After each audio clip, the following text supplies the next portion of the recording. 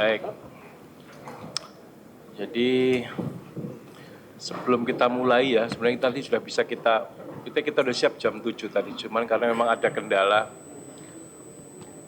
terdakwa ke sini. Jadi ya ini yang bisa kita upayakan ya untuk bisa kita lanjutkan sidang ini. Mudah-mudahan lancar ini. Kadang biasanya kan apalagi cuaca kalau gini tuh biasanya agak kurang. Sebelumnya saya tes dulu soundnya dulu. Pak Rifa bisa dengar? Ya, bisa Yang Mulia. Bisa dengan jelas ya? Pak Dengan jelas Yang Mulia. Terima Agus, kasih. Pak Maya bisa dengar dengan jelas ya? Nantinya Bisa. kalau ada hal-hal yang terkendala dalam komunikasi, nanti disampaikan saja Pak. Gitu ya, kalau memang ada tidak terdengar atau apa gitu, nanti disampaikan saja. Kalau kurang jelas yuk lambean tangan lah Mas ya, lambe-lambe tangan. Baik Yang Mulia. Oke ya, kita sudah Pak Jaksa bisa kita mulai? Bisa dimulai? Penasihat hukum sudah lengkap ya, bisa kita mulai ya.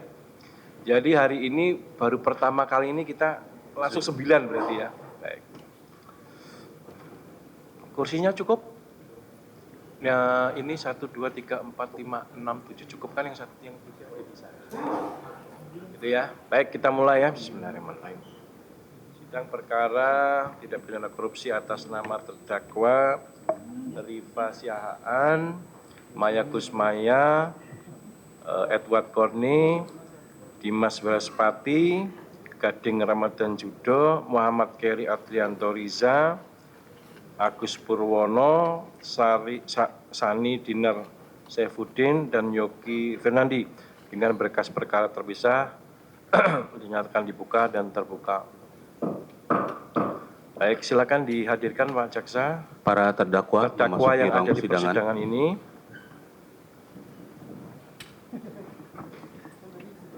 Silakan diurutkan Pak Jaksa yang. Oh nggak usah nanti hadir. Ya, silakan duduk bebas. Belum saksi. Cukup ya saya kira ya. Baik. Pak Yogi sehat. Pak Dimas sehat. Pak Keri sehat. Pak siapa? Pak Gading. Pak Gading sehat. Pak Sani sehat. Pak Edward Korni sehat. Pak Rifa sehat. Sehat ya. Pak Agus sehat.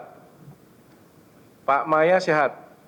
Alhamdulillah ya semuanya sehat hari ini. Jadi bisa kita lanjutkan pemeriksaan perkara saudara-saudara. Sesuai penundaan sidang yang lalu, agenda persidangan hari ini yaitu masih kesempatan penuntut umum untuk menghadirkan saksinya. Sehubungan dengan agenda tersebut, saksinya hadir sudah Pak Jaksa, penuntut umum? Izin Yang Mulia, saksi yang hadir saat ini ada 1 orang Yang Mulia. 1 orang. Oh yang rencana 2 orang, cuma 1 orang ya? Izin Yang Mulia, Pak Ignatius Jonan sedianya untuk hadir tapi ada informasi sedang sakit dan berobat ke luar negeri Yang Mulia. Oh, oke. Ya sudah. Silakan Pak terdakwa untuk duduk di samping penasihat hukum masing-masing.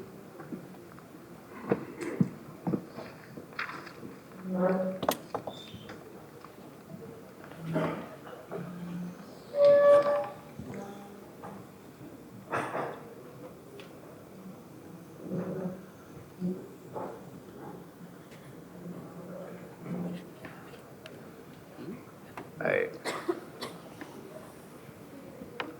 Silakan dihadirkan saksi atas nama Bapak Archandra memasuki ruang persidangan. Silakan. Mas Archandra.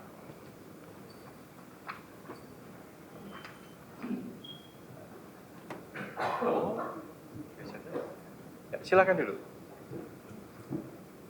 Baik ya saksi, sebelum memberikan keterangan akan ditanyakan identitas saksi terlebih dahulu.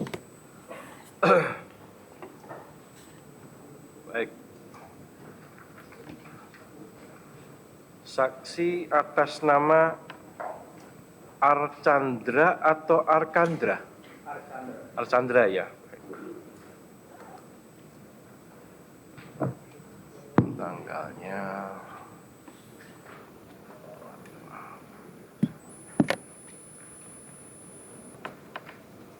tempat tanggal lahir Padang 10 Oktober 1970. Benar. Betul ya. Islami laki-laki warga Indonesia.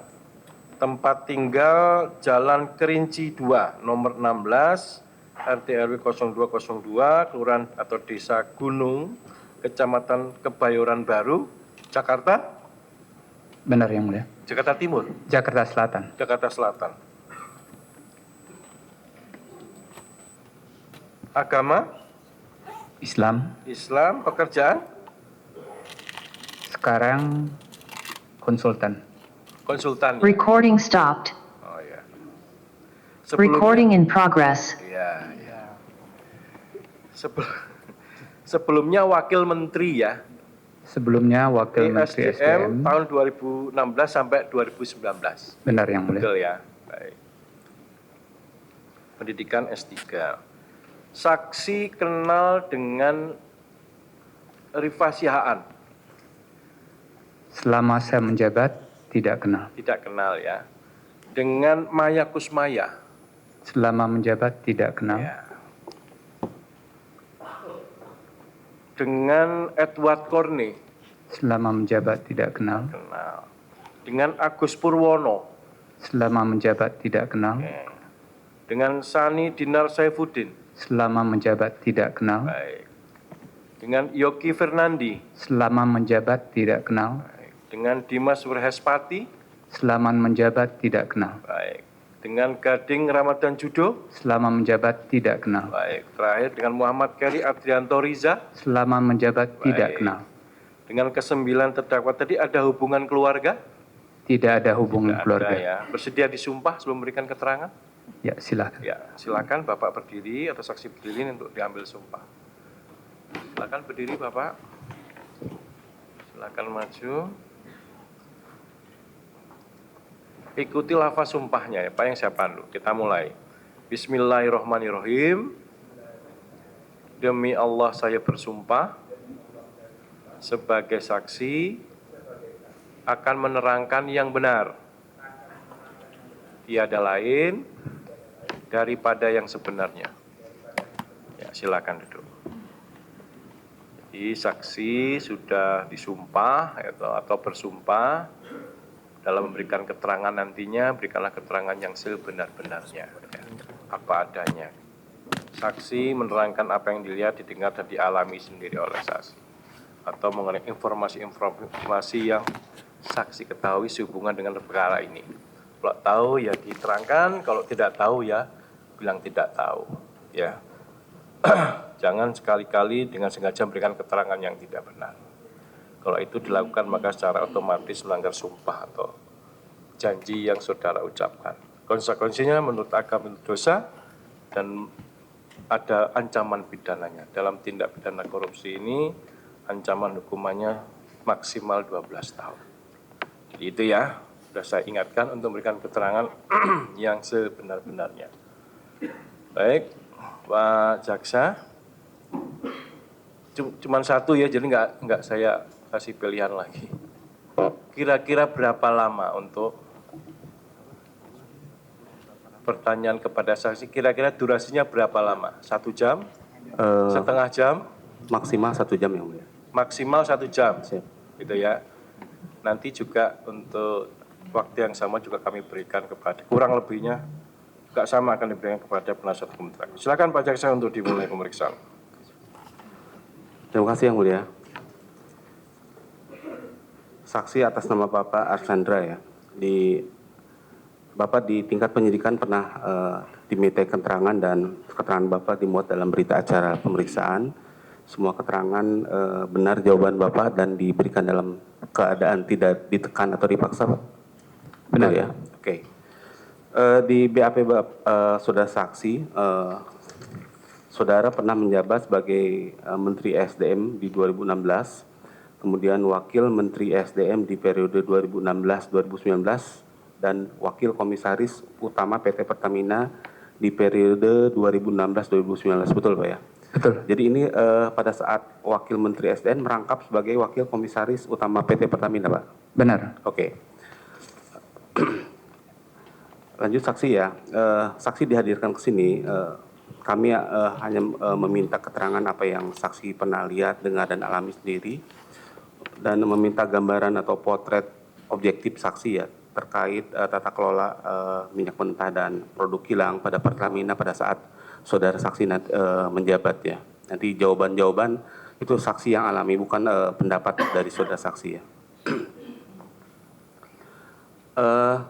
Sebelum saudara saksi dihadirkan di sini, di persidangan kemarin kami sudah menghadirkan salah satu direktur Pertamina di periode 2018 di 2024, yaitu Ibu Nike Widiawati. Ibu Nike Widiawati menerangkan bahwa terkait Pertamina ini ada 3 kementerian yang membawahi, yaitu bisa dikatakan sebagai pemegang saham di PT Pertamina. Yang pertama itu Kementerian BUMN sebagai fungsi korporasinya, kemudian Kementerian SDM sebagai teknis, memberikan teknis arahan PSO dan terkait ketahanan energi nasional, kemudian terakhir Kementerian Keuangan yaitu arahan dan persetujuan atas subsidi dan kompensasi. Yang menjadi pertanyaan pada saudara saksi, apa sebetulnya yang menjadi arahan dari Kementerian SDM terkait teknis PSO dan ketahanan energi dikaitkan dengan kedudukan PT Pertamina? Silakan saudara. Terima kasih. Izinkan kami menjawab, Yang Mulia. Kalau berbicara tentang ketahanan energi, di setiap negara yang diandalkan untuk menjadi pelaksana ketahanan energi itu adalah umumnya adalah National Oil Company-nya. Dalam hal ini, National Oil Company kita adalah Pertamina. Maka tanggung jawab itu jatuh kepada Pertamina sebagai National Oil Company yang ada di Indonesia. Begitu. Oke, seperti itu Pak. Kemudian tadi kan disinggung ada PSO Pak ya, Public Service Obligation. Bentuk PSO yang dibebankan pemerintah kepada Pertamina seperti apa Pak? Karena ini kan kewajiban pemerintah sebetulnya Pak kepada publik. Tapi ada tadi sudah sampaikan ada kewajiban yang dibebankan kepada PT Pertamina. Ya. Sebagai National Oil Company, salah satu kewajibannya adalah menjamin ketersediaan BBM. Yang kedua, menjamin ketersediaan LPG. Dalam hal ini, LPG dan BBM itu menjadi kewajiban Pertamina untuk menyediakan di seluruh wilayah Republik Indonesia. Oke. Gitu. Oke Pak. Kemudian dikaitkan dengan tadi Pak, ketahanan energi nasional. Di persidangan sebelumnya, baik Ibu Karen maupun Ibu Nike itu menjelaskan bahwa harus dibedakan antara misalkan terkait BBM Pak ya, ada stok nasional dan ada stok operasional. Nah terkait Pertamina, apakah konteksnya dalam ketahanan energi ini dibebankan untuk ketersediaan stok nasional atau stok cukup stok operasional sebagai korporasi dia sendiri Pak? Kalau kita kembali melihat sejarah tentang Strategic Petroleum Reserve yang dimulai semenjak terjadinya energy crisis di Amerika, maka negara-negara OECD diwajibkan untuk mempunyai Strategic Petroleum Reserve sebanyak sekitar 90 hari. Di Indonesia, sampai saya menjabat berakhir pada tahun 2019, seingat saya kita belum punya yang dinamakan dengan Strategic Petroleum Reserve. Yang kita punya adalah cadangan operasional untuk memenuhi kebutuhan dalam negeri yang dilakukan atau dihandle oleh Pertamina. Jadi konteksnya terkait ketahanan energi, ketahanan dalam fungsi stok operasional sebagai korporasi dia Pak ya? Benar. Oke. Untuk pemenuhan stok nasional sendiri sebetulnya selain komponen Pertamina ada pihak lain yang ikut bertanggung jawab tidak Pak? Tanggung jawab untuk stok nasional yang menjadi kebutuhan masyarakat, bukan kebutuhan korporasi, seperti misalnya kebutuhan dari tambang, ya, umumnya itu dilakukan oleh Pertamina. Pertamina bertanggung jawab untuk menyediakan BBM di seluruh wilayah Indonesia.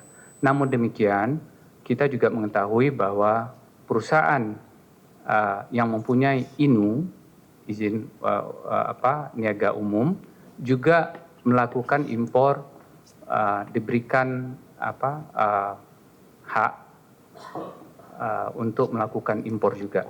Jadi secara keseluruhan Pertamina dan pemegang seperti Shell atau BP itu juga ada melakukan impor untuk memenuhi kebutuhan BBM di Indonesia. Berarti pemenuhan kebutuhan stok nasional itu ditopang oleh berbagai lini Pak, termasuk salah satunya yang mewakili negara itu PT Pertamina seperti itu Pak ya? Benar. Oke. Kemudian seperti kita ketahui Pak, Pertamina sejak tahun 2020 kan itu ada beberapa subholding yang dibutuhkan untuk pelaksanaan teknis ya Pak. Misalkan ada subholding upstream itu untuk peningkatan produksi migas, kemudian produksi kilang untuk proses BBM, kemudian proses subholding marine logistik atau PIS itu untuk pengapalan Pak ya. Kemudian ada Patraniaga, gas dan energi terbarukan. Yang menjadi pertanyaan saya ketika saudara saksi menjabat selaku wakil komisaris utama, ini kan salah satu fungsinya menilai atau menilai kinerja dari direksi Pak ya. Nah, dalam pelaksanaan saudara sebagai wakil komisaris, apakah saudara pernah melihat fakta bahwa para subholding ini menjalankan fungsi sesuai dengan apa yang tertuang di dalam RDPP maupun RKAP PT Pertamina sendiri, Pak? Kami berakhir bertugas di Pertamina sekitar bulan November 2019. Oh, 2019. Subholding terjadi setelah kami tidak lagi berada di Berarti Pertamina. Bapak masih belum zaman saudara saksi belum ada dipecah menjadi beberapa subholding tadi Pak ya? Belum ada. Oke. Saya lompat ke keterangan saudara saksi terkait kondisi di 2018 Pak. Ada kondisi terkait kondisi defisit neraca perdagangan Pak. Ini sejalan dengan keterangan saksi Bu Nike kemarin juga. Ada kondisi bahwa pada saat itu masih tingginya tingkat impor minyak mentah dan di sisi lain ada minyak mentah sebanyak 255.000 barrel per hari yang tidak terserap di dalam negeri, tapi melainkan diimpor ke luar negeri. Nah, salah satu kegiatan yang dilakukan Ibu Nike untuk mengantisipasi ini, kemudian beliau menghadiri ratas dengan Presiden dan menteri-menteri terkait. Pertanyaannya, apakah pada saat itu saksi juga ikut dalam ratas tersebut terkait adanya kondisi minyak mentah sebanyak 255.000 barrel per hari yang belum terserap oleh pasar di dalam negeri, Pak? Silakan. Biasanya saya dengan Pak Jonan sebagai menteri, sebagai wakil menteri, kalau ada ratas, biasanya yang hadir salah satu dari kami. Seingat saya yang hadir pada ratas waktu itu adalah Pak Ignatius Jonan sebagai Menteri SDM. Oke, seingat saudara saksi tidak ikut. Seingat saya tidak ikut. Ini pembagian tugas kami pembagian dengan. Tugas. Iya. Tapi saudara paham dan tahu terkait latar belakang adanya pembentukan. Nanti kan ini bermuara pada lahirnya Permen SDM nomor 42 tahun 2018 saudara saksi ya, tentang prioritas pemanfaatan BBM di dalam negeri. Bisa dijelaskan sepengetahuan saksi latar belakang pembentukan atau keluarnya Permen SDM 42 tahun 2018 apa ya saudara? Jadi benar selama kami menjabat, defisit neraca perdagangan salah satunya disebabkan oleh tingginya impor, baik itu BBM maupun crude. Seingat kami, data-data pada saat itu secara garis besar, kebutuhan BBM di Indonesia itu sekitar 1,4 juta barrel sehari. dari 1,4 juta barrel per hari, kilang Pertamina itu mampu memproduksi sekitar 800.000 barrel per day. Artinya, impor BBM sekitar 1,4 juta dikurang 800.000, artinya sekitar 600.000 barrel per day impor BBM. Kalau kita lihat dari kilang Pertamina yang menghasilkan 800.000 BBM, berarti dia membutuhkan crude tidak 800.000. Crude atau minyak mentah yang harus masuk ke kilang Pertamina itu sekitar 1 juta barrel per day. Dari 1 juta barrel per day, pada saat kami menjabat, produksi crude Indonesia itu sekitar 700.000, 750.000. Artinya, kalau seluruh crude ini masuk ke kilang Pertamina yang membutuhkan 1 juta barrel per day, kita masih kurang 300.000 barrel per day yang harus impor. Kenyataannya 700.000 ini tidak semuanya masuk ke kilang Pertamina karena satu, di situ ada bagian K3S yang merupakan hak mereka sebagai cost recovery. Yang kedua, ada hak K3S yang merupakan bagian dari entitlement mereka sebagai pengelola kontraktor kerjasama lapangan-lapangan hulu migas di Indonesia. Nah, yang masuk real kepada kilang Pertamina adalah bagian Pertamina sebagai K3S juga punya produksi, kemudian bagian negara, entitlement negara yang juga masuk ke kilang Pertamina. Kalau kita lihat dari 700.000 itu, apakah ada berapa besar sebenarnya yang merupakan entitlement dari K3S dan juga bagian dari cost recovery yang sesuai kontrak itu boleh diperjualbelikan oleh K3S kemanapun. Dia boleh ekspor. Kenyataannya, sebelum permen itu muncul, Permen 42 tahun 2018, kebanyakan K3S itu mengekspor. Ya. Kemudian kami melihat kalau ini bagian K3S ini tidak diekspor ke luar negeri, tapi ditawarkan ke Pertamina dalam skema bisnis to bisnis, dia tidak dirugikan K3S-nya, sehingga kita impor berkurang.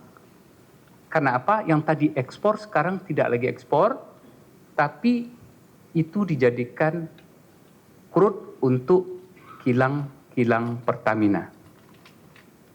Nah, dengan cara itu silahkan dilihat nanti datanya. Permen ini berlaku tahun 2018. Sejak tahun 2018 dan dilihat data impor crude di tahun 2019, boleh silahkan dilihat bahwa sepengetahuan kami impor crude pada tahun 2018 menurun. Oke. Penurunannya signifikan, saudara saksi, pada saat yang saudara amati di periode saudara saksi menjabat ya sampai 2019 ya. Umumnya tidak semua crude yang diproduksi di Indonesia itu cocok untuk kilang Pertamina. Umumnya, Iya. ya. Umumnya cocok, hanya sebagian kecil yang tidak cocok. Jadi kami berharap waktu itu dari 700.000, 750.000 itu bisa sebagian besar diserap oleh kilang Pertamina. Ya, dengan berbagai yield-nya nanti, berapa growth product worth-nya. Jadi dalam kilang nanti silakan nanti ditanyakan kepada saksi ahli bahwa setiap crude tersebut menghasilkan BBM yang berharganya seberapa banyak. Jadi setiap crude itu sesuai dengan kilangnya yang mana, didesain untuk crude yang mana, menghasilkan BBM yang berharga seperti apa. Tapi menurut data yang kami peroleh sewaktu menjabat, sebagian besar crude tersebut bisa diolah di Indonesia. Oke. menyimak penjelasan saudara saksi tadi, berarti terkait penerapan Permen SD 42 tahun 2018 itu ada beberapa konsekuensi yang harus dilaksanakan. Pertama mungkin apakah benar terkait terbitnya Permen SDM 42 tahun 2018 itu pembatasan ekspor minyak mentah yang bersumber dari produksi di dalam negeri menjadi ada aturan pembatasannya seperti itu. Betul sudah saksi? Sebenarnya bukan pembatasan, tapi rekomendasi ekspor yang menjadi kewenangan Dirjen Migas. Ya, sebelum ekspor recommendation itu diberikan kepada crude tadi yang menjadi haknya K3S, maka dia harus minta izin dulu kepada Dirjen Migas, apakah crude ini boleh diekspor apa tidak. Izin ekspornya itu ada di perdagangan kalau saya nggak salah. Kementerian Perdagangan. Kementerian Perdagangan. Itu sebelum Permen SDM ini terbit tidak ada aturan seperti itu, saudara. Aturan rekomendasi tetap ada, pengetahuan kami, ya, tapi yang mengatakan bahwa harus ditawarkan kepada Pertamina terlebih dahulu dalam skema business to business itu ada di Permen 42. Baru di Permen yang di 2018. Diwajibkan. Wajib ya? Ya, di dalam Permen itu dikatakan wajib menawarkan kepada Pertamina terlebih dahulu. Apa konsekuensinya ketika tidak dijalankan, misalkan tidak kewajiban itu ternyata tidak dilaksanakan, tidak ada penawaran terhadap Pertamina terlebih dahulu seperti itu? Ini menjadi kewenangan dalam Permen itu bahwa aturan pelaksanaannya ada di Dirjen Migas, tapi secara garis besar adalah kemungkinan besar rekomendasi ekspor tidak bisa diterbitkan. Berarti nanti kalau itu crude itu bisa dan dibutuhkan untuk di dalam negeri. Pertamina gitu ya. Nanti itu kaitannya dengan tadi ya pembatasan ekspor pada ujungnya, saudara saksi ya. Kemudian kalau dikaitkan dengan di sektor pengolahan, saudara saksi, ketika berlakunya Permen SDM 42 tahun 2018 ini, apakah Pertamina dan Badan Usaha Pemegang Izin Usaha Pengolahan Minyak Bumi itu mendapatkan pasokan minyak buminya dari prioritasnya itu dari produksi domestik seperti itu? Dari yang 700.000 tadi, seperti yang kami sampaikan, yang bagian Pertamina tentu dia akan memasukkan ke kilang Pertamina. Yang bagian negara akan masuk ke kilang Pertamina. Yang bagian K3S itu yang kita harapkan, kita wajibkan untuk ditawarkan kepada Pertamina. Kemudian dari sisi efisiensi maupun ekonomi, saudara saksi, itu lebih menguntungkan mana pengadaan dengan impor dari luar atau dipenuhi dari produksi dalam negeri sendiri, saudara? Harus kita lihat dari sisi pertama adalah pengadaan itu membutuhkan biaya transport. Ya, kalau produksi dalam negeri, kilang Pertamina ada di dalam negeri, otomatis secara bisnis, ya, biaya pengadaan dari sisi transportnya itu akan lebih murah dibandingkan kalau misalnya kita impor dari Timur Tengah. Ya. Yang kedua, apa keuntungannya juga? Crude yang dihasilkan di dalam negeri, Pertamina sangat mengenal crude itu, dan kilang-kilang Pertamina yang menjadi bagian negara sudah diolah oleh kilang tersebut, maka Pertamina tidak lagi perlu mencari crude impor dari luar negeri. Ya, sesuai dengan batasan tadi, walaupun semua 100% masuk 700.000, tetap Pertamina akan impor sekitar 300.000. Ya. Yang ketiga adalah kepastian dari ketersediaan crude tersebut. Kalau mencari ke luar negeri, ya, belum tentu jenis crude yang cocok itu tersedia, kapan akan di-delivery, ya, sehingga dengan adanya kilang dalam negeri yang sudah punya kepastian, kemungkinan pasti ya, karena dengan produksi yang ada, dan pemerintah mendukung crude tersebut untuk dibeli oleh Pertamina, maka kami berpendapat ada efisiensi yang akan didapatkan oleh Pertamina dengan menggunakan crude dari K3S yang menjadi porsi mereka. Oke, tadi dari sektor hulu, saudara saksi saya kaitkan. Kemudian kalau kita terapkan lagi konsekuensi dari Permen SDM di nomor 42 tahun 18 ini di sektor hilir, apakah ini dapat menurunkan impor BBM karena kan mengoptimalkan produksi BBM di dalam negeri seperti itu, saudara?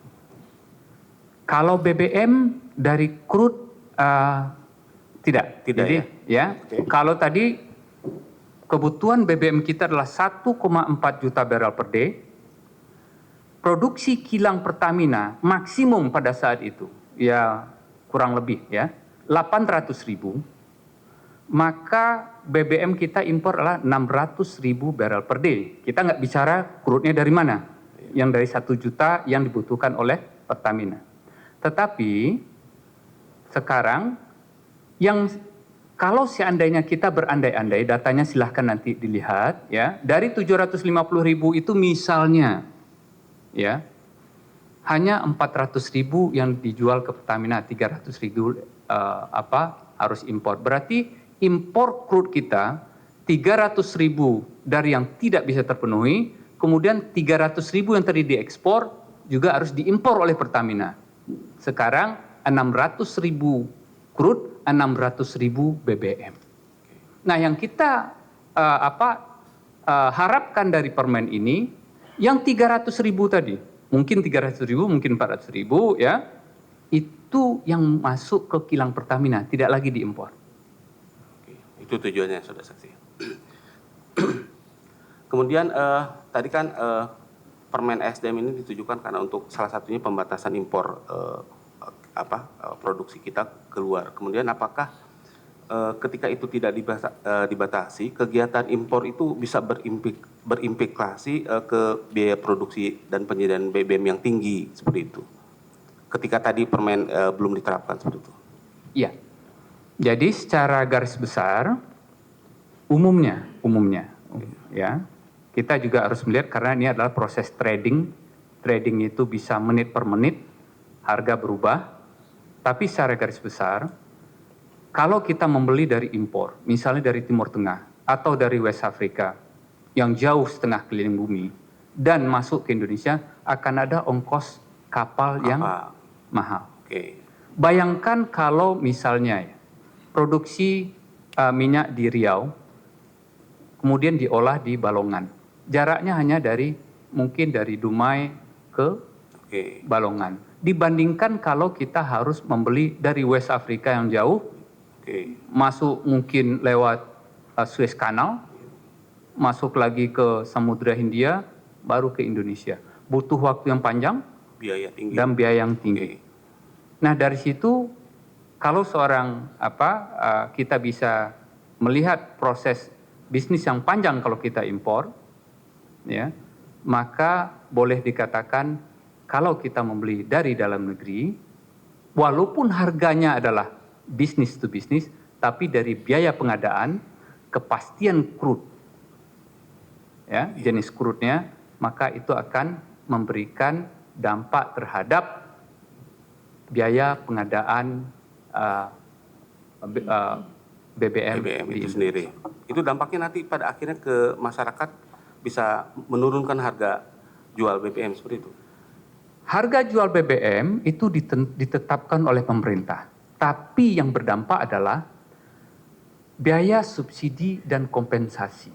Subsidi dan kompensasi. Kompensasi. Kaitannya apa, saudara? Misalnya, kalau biaya produksi BBM, biaya pengadaannya misalnya Rp10.000 per liter, kemudian pemerintah menerapkan harga misalnya Pertalite misalnya, ini harga perumpamaan ya, biar kita bisa memahami konteksnya.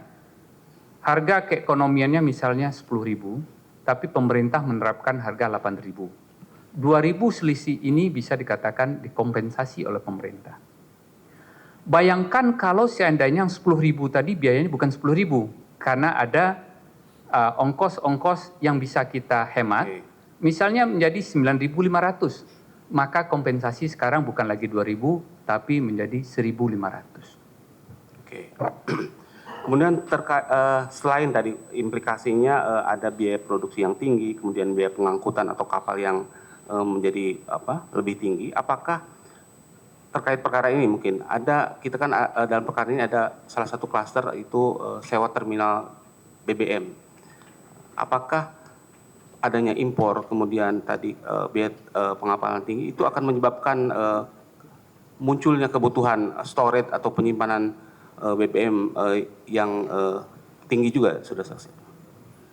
Mohon maaf, itu sudah menjadi kewenangan dari Pertamina dalam melakukan aksi korporasi bagaimana dia menyediakan BBM tersebut. Betul, ya maksud saya itu kan semuanya rangkaian, ada kausalitasnya ketika ada kebutuhan impor, kemudian BBM itu masuk, ada muncul kebutuhan pengapalan, kemudian ketika minyak yang impor itu dibawa masuk Indonesia butuh tempat penyimpanan atau storage seperti itu.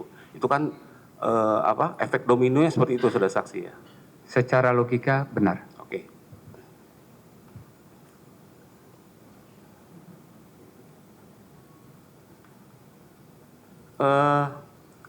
Ketika saudara saksi menjabat itu kan sampai periode November 2019, saudara saksi. Oktober atau November? Menjadi wamen sampai 20 Oktober 2019. Oke.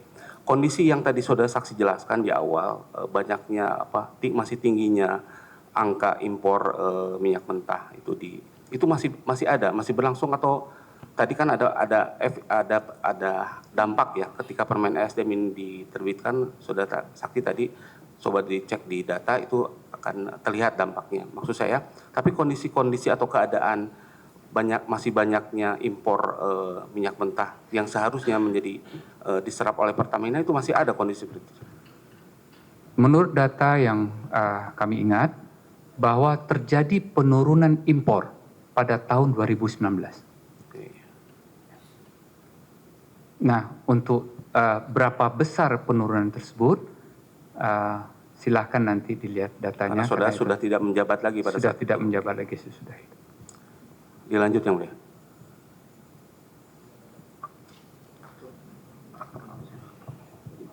Dilanjutkan yang mulia. Baik saksi ya, masih seputar dengan Permen SDM nomor 42 tahun 2018. Tadi salah satu tujuannya itu untuk pembatasan impor dan untuk menjaga ketahanan minyak mentah ya dalam negeri seperti itu. Nah, tadi saksi juga menerangkan terkait ada neraca di dalam penerbitan permen ini, ada dampaknya. Tadi diterangkan di 2019 itu meningkat untuk penyerapannya, menurun untuk impornya, seperti itu kan maksudnya. Nah, apakah saksi hanya memantau atau memonitor dampak itu di 2018 atau seterusnya? Hanya sampai 2019. Hanya yang dilihat faktanya di 2019. Benar. Data tersebut. Data itu dari mana saksi? Itu bisa diperoleh dari BPS, ya. Juga mungkin bisa ditanyakan ke Pertamina atau ke ESDM. Kementerian ESDM Baik. monitor data tersebut. Berapa banyak impor, karena izin impor ada di Kementerian ESDM, di Jen Migas. Oke. Untuk tahun selanjutnya saksi sudah tidak menjabat lagi tadi ya? Tidak. Baik. Berkaitan dengan jabatan saksi, bahwa saksi ini kan selain menjadi wakil menteri, SDM merangkap juga di tahun yang sama wakil komisaris Pertamina, betul? Betul. Ya. Nah, apakah saksi mengetahui terkait tentang soal OHA, optimasi hilir? Tidak. Tidak tahu ya. Apakah saksi pada waktu menjadi wakil komisaris diikut sertakan juga untuk mengikut rapat optimasi hilir maupun di dalam perencanaan, pelaksanaan maupun laporan dari optimasi hilir ini? Tidak. Tidak. Nah, berkaitan dengan tadi Permen ISDM yang katanya saksi tadi bilang ada peningkatan di 2019 sehingga menurun angka impornya. Tapi kemudian di 2021 itu diganti permennya. Apakah saksi tahu apa yang menjadi pertimbangan digantinya dengan Permen ISDM nomor 42 tahun 2018 dirubah menjadi Permen ISDM nomor berapa tadi? 18 2021. Tidak mengetahui prosesnya. Tidak mengetahui. Tidak Tapi pada mengetahui. waktu itu kan saksi masih menjabat pada waktu itu di ketika 2000 pergantian itu 2019 atau 2021 permen. Permen itu diganti setelah kami tidak lagi menjabat di Kementerian ESDM. Oke. Nah kemudian sejauh mana saksi mengetahui terkait perencanaan yang tadi saya katakan di optimasi hilir di Pertamina juga kan punya perencanaan untuk setiap kali untuk melakukan perencanaan terus diukur material balansinya dan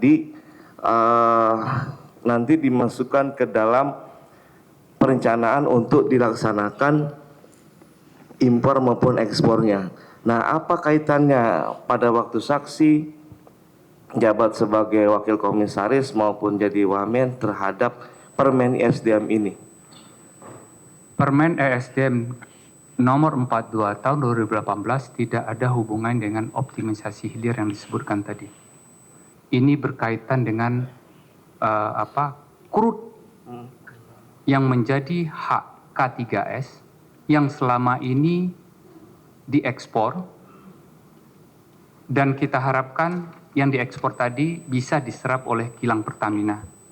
Harapannya bisa diserap oleh kilang Pertamina seutuhnya seperti itu. Sebanyak mungkin. Sebanyak mungkin. Ya. Nah, dengan efektifnya Permen ISDM ini, apakah masih dibutuhkan untuk impor kilang? Impor tetap dibutuhkan karena kebutuhan kilang 1 juta barel. Produksi kita waktu itu 700.000 sampai 750. Kalau 100% 700.000 itu masuk ke Pertamina, kita masih kurang 300.000 lagi yang impor. Jadi walaupun permen ini 100% seluruh produksi Indonesia dimasukkan kilang Pertamina, tetap kita masih butuh impor crude.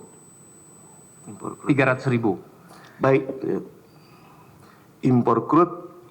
Kalau impor kilangnya, produk kilangnya, seperti impor BBM-nya?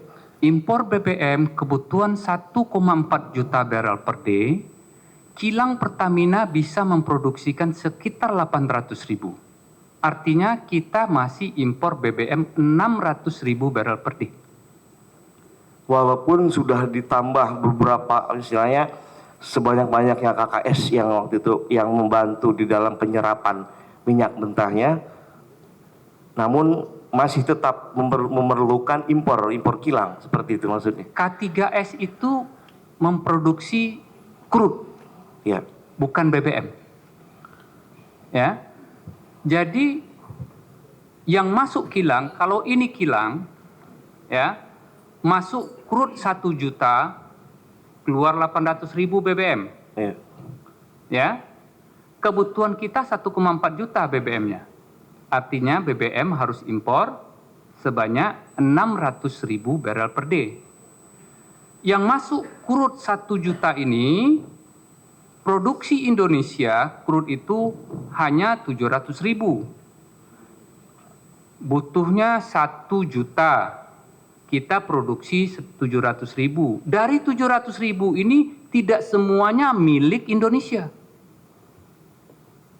Ya. Ada yang milik Pertamina sebagai K3S, ada yang milik entitlement-nya negara, ada milik K3S yang merupakan pembayaran cost recovery mereka, ada menjadi milik K3S yang merupakan entitlement mereka untuk berusaha sebagai kontraktor K3S. Jadi dari 700.000 itu, kalau semuanya bersedia menjual ke Pertamina, kita masih butuh 300.000 lagi impor. Ya. Namun demikian, yang selama sebelum permen itu ada, 700.000 itu gak bisa masuk ke Pertamina semua. Kenapa? K3S cenderung untuk menjual ke luar negeri. Kalau dia dijual ke luar negeri, artinya Pertamina harus impor untuk memenuhi 1 juta barrel tadi. Gitu. Baik. Bagaimana cara saksi memastikan bahwasanya dari K3S tersebut memastikan minyak tersebut memang ditawarkan ke Pertamina atau diserap ke Pertamina seutuhnya, misalnya 1 juta kirim ke kilang seperti itu, keluar 800, nyatanya sebenarnya hitungannya 500 seperti itu. Bagaimana cara mengevaluasi memastikan, karena saksi tadi juga mengatakan hanya dievaluasi di tahun 2018 19 ya, 18-19. Bagaimana cara memastikan? Kalau memastikan dengan data, apakah impor kita turun apa tidak? Kalau impor turun artinya crude yang diproduksi di Indonesia yang menjadi hak K3S itu masuk ke kilang Pertamina. Lanjutkan yang mulia.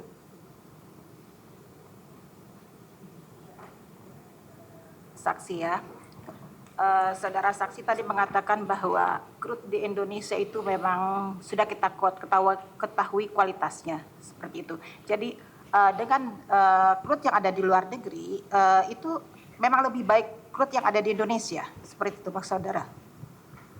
Crude itu ibarat manusia, dia punya DNA. Jadi tiap-tiap lokasi di mana sumur itu berada, dia punya properti sendiri. Ada di luar negeri lebih baik daripada crude di Indonesia, ada yang lebih jelek. Kita harus spesifik. Di Indonesia sendiri pun, crude yang mana? Blok Rokan. Ya, di Blok Rokan sendiri ada 2, ada Minas, ada Duri. Beda propertinya, walaupun di satu wilayah kerja. Jadi kita harus sangat spesifik mengatakan crude yang mana yang kita bandingkan. Tapi secara garis besar, kalau selama ini crude yang menjadi entitlement negara diserap oleh kilang Pertamina, artinya secara properti dia bisa masuk kilang Pertamina. Menurut saudara seperti bisa lah crude di Indonesia itu bisa masuk di kilang Pertamina. Nah, kenyataannya saudara ahli, ketika ada Saya bukan ahli. Ketika ini dalam perkara ini ada crude yang saudara mengatakan itu layak untuk masuk kilang Pertamina. Kemudian oleh Pertamina dilakukan bukanlah ada yang penolakan atau ada penawaran yang kemudian tidak ada jawaban. Bagaimana menurut saksi dengan adanya Pertamina melakukan hal seperti ini? Apakah itu sehingga bisa mengurangi crude yang ada yang harusnya masuk ke kilang Pertamina? Logikanya boleh nggak kita pakai logika sedikit? Yang mulia. Terima kasih. Ya. Kalau harga di luar negeri 10, ya, dan Pertamina juga mau beli harga 10. Kalau ke luar negeri dia harus pengapalan ke luar negeri untuk menjualnya, sementara ke dalam negeri pengapalannya mungkin pendek. Tapi harganya sama. Kemana harus dijual? Kalau Ibu sebagai penuntut umum? Jadi untuk seperti saudara katakan perlu efisiensi seperti itu untuk mengurangi efisiensi yang saya sebelum katakan itu ya. Benar. Ya, itu tujuan kita sehingga lebih condong dijual ke domestik ke Pertamina. Iya. Ya, terima kasih Majelis.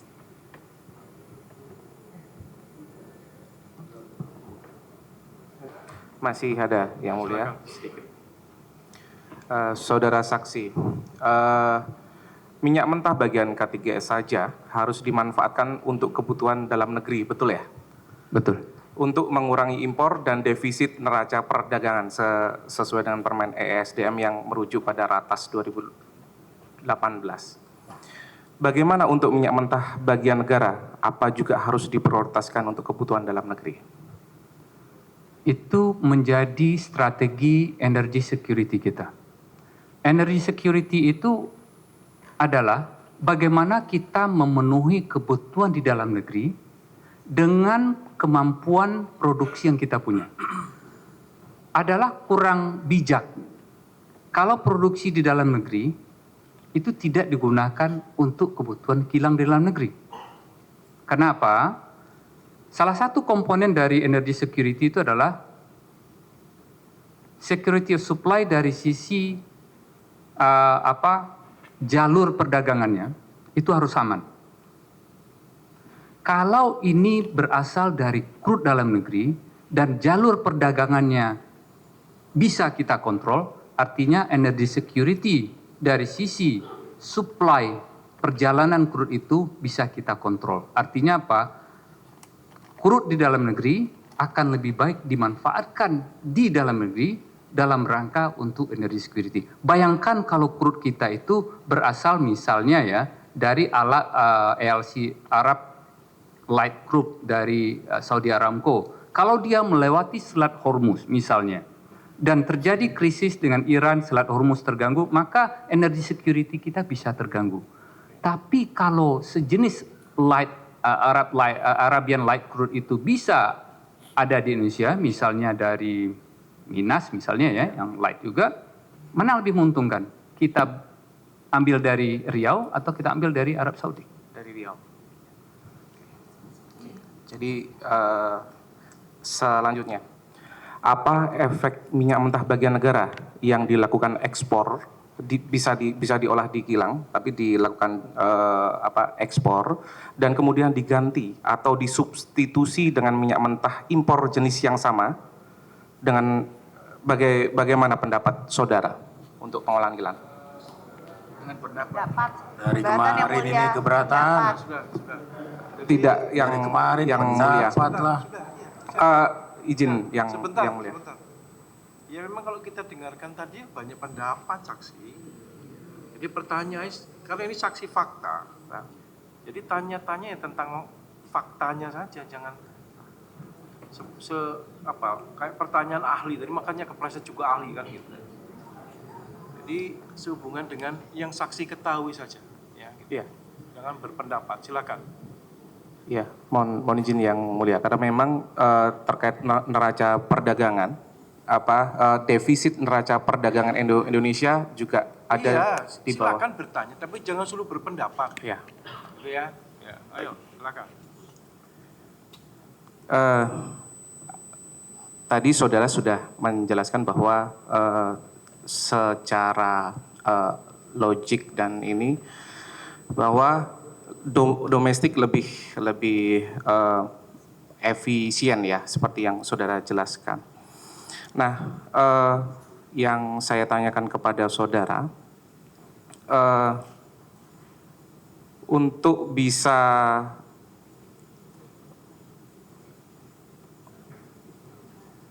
Permen SDM 42 2018 ini juga untuk minyak mentah bagian negara atau ada aturan lainnya? Kita menganut fiskal kontrak kita itu pada saat kami menjabat itu ada gross split ya, tapi sebelumnya kita punya cost recovery. Di situ memang disebutkan bagian negara adalah bagian negara. Kita boleh menjual memakai untuk kebutuhan dalam negeri, ya. Tapi kalau bagian kontraktor itu hak mereka, uang yang mereka investkan untuk memproduksi minyak tersebut kita ganti dalam bentuk cost recovery. Dan cost recovery itu bukan uang tapi volume minyak. Oke. Maka K3S mendapatkan volume minyak yang berasal dari penggantian cost yang mereka spend sewaktu mencari minyak dan memproduksinya. Dan itu hak mereka menjual kemanapun. Namun demikian, kalau mereka menjual ke dalam negeri harganya 10, dan Pertamina juga bisa memilih harga 10, baru harga molekulnya, maka salah satu pertimbangan kami mengatakan bahwa wajib menawarkan kepada Pertamina karena prosesnya adalah bisnis to bisnis, harus dengan harga market. Sehingga K3S yang selama ini punya hak untuk menjual ke luar negeri bisa menjual ke dalam negeri dengan harga yang kompetitif atau harga market. Oke. Kemudian terkait di ratas yang melatar belakangi Permen ESDM 42 2018. Di sini disebutkan penghematan impor migas apabila dilakukan oleh Pertamina akan mempengaruhi sebesar 60% dari total impor seluruhnya. Saudara mengetahui dan tolong dijelaskan. Angkanya saya tidak hafal, berapa persennya, mungkin itu bisa ditanyakan, datanya ada di Kementerian ESDM. Tapi maksudnya apa?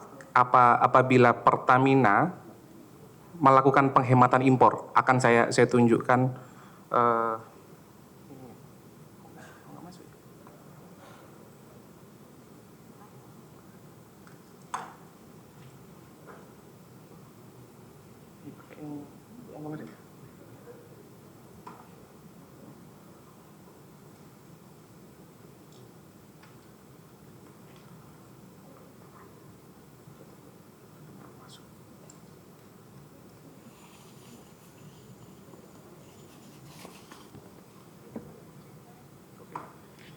mohon izin saya tunjukkan Yang Mulia.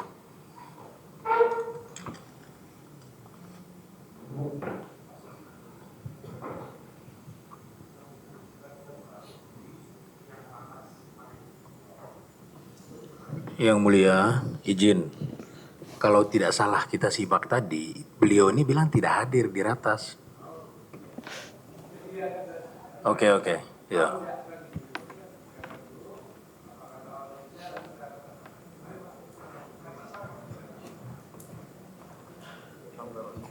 Bapak tahu ratas ini, Pak?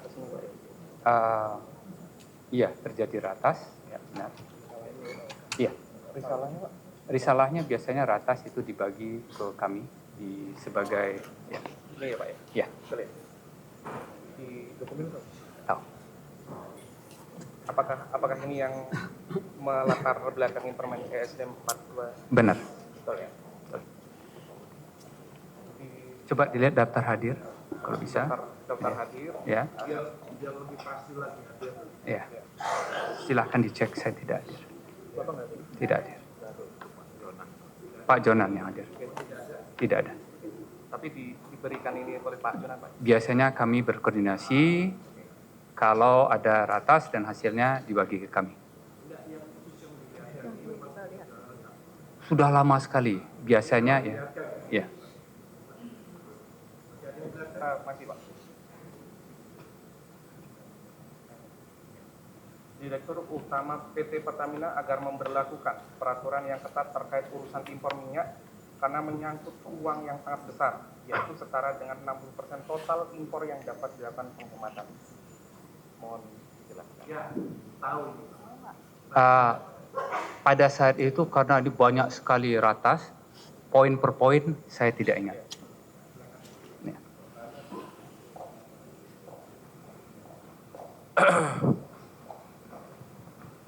Sehubungan yang tadi dibacakan oleh penuntut umum, paham Bapak sehubungan yang ditanya tadi? Paham. Paham.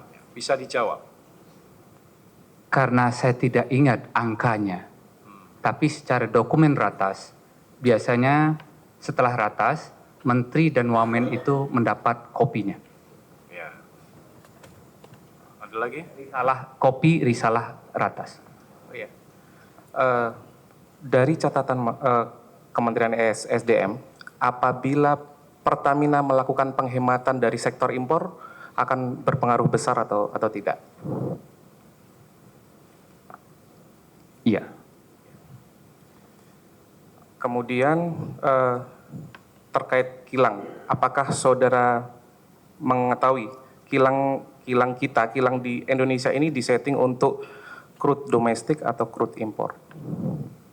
Dua-duanya. Dua-duanya. Tapi untuk prioritas? Sebagai bagian dari ketahanan energi, maka prioritas adalah yang diproduksi di dalam negeri. Namun demikian, ada juga sebagian kecil yang saya tahu, misalnya ada crude di Pulau Bula di sana, ya pulau di Maluku, kecil sekali produksinya. Itu sulfur kalau dimasukkan ke dalam negeri kadang-kadang itu tidak memberikan yield yang bagus. Oh, sel Ya. sama bula ya Pak? Sel dan bula, ya. Kalau buku Pak, sepengetahuan saudara, Apa? banyu urip crude oil, Sepengetahuan kami itu bisa diolah di dalam negeri. sementara cukup yang mulia. Cukup ya? Sebentar sebelum ke penasihat hukum terdakwa. Pak Agus, Pak Maya dan Pak Rifa, tolong duduknya yang jangan juga di sana jadi terlalu santai juga. Tetap berlaku aturan di sana juga tetap berlaku seperti di persidangan ya Bapak ya. Jadi kelihatannya santai sekali. Ya, gitu. Oke. Iya, jangan ada kopi di situ, enggak ya? Jangan ada kopi di sini, kita nggak minum, sana ada kopi. Jangan minta kopi. Baik, intermezzo saja. Untuk giliran pertama silakan penasihat hukum Pak Rifat, Pak Maya dan Pak Edward Koni. Silakan. Terima kasih Bapak Ketua. Saudara saksi, saya hanya memerlukan penegasan atas penjelasannya tadi yang berkaitan dengan Permen ESDM 42 2018. Itu masih masa saksi ya, menjabat sebagai wamen. Kami yang menerbitkannya. Bahkan yang menerbitkannya. Yang proses dari ratas, kemudian dari menteri ke menteri, menteri memberikan inisiatif kepada Dirjen Migas untuk menyusun permen yang berkaitan dengan crude oil yang menjadi bagian K3S. Itu terbit pada saat kami menjabat Wakil Menteri SDM di tahun 2016 sampai 2019. Jadi pada saat posisi sebagai wamen ya. Posisi sebagai wamen. Jadi artinya tahu persis lah ya. Jadi mengetahui ya, terlibat ya. Berkaitan dengan substansi dari Permen ESDM itu ya. Terlibat. Baik. Permen itu berkaitan dengan bagaimana prioritas pemanfaatan minyak bumi. Betul ya? Betul. Dan tujuannya untuk optimalisasi pemanfaatan minyak bumi untuk kebutuhan dalam negeri, betul ya? Betul. Selain itu juga untuk meningkatkan ketahanan energi nasional. Betul. Kenapa disebutkan meningkatkan ketahanan energi nasional? Seperti yang tadi kami sampaikan, ketahanan energi itu ada beberapa cara atau hal-hal yang mesti dilakukan. Kita bisa mendapatkan volume, tapi karena terjadi pergolakan di Timur Tengah, misalnya, maka crude tersebut tidak bisa sampai ke Indonesia. Itu juga termasuk salah satu faktor yang menentukan ketahanan energi sebuah negara. Untuk itu, kalau crude tersebut tidak berasal dari luar negeri, yang tergantung dengan aman apa tidaknya jalur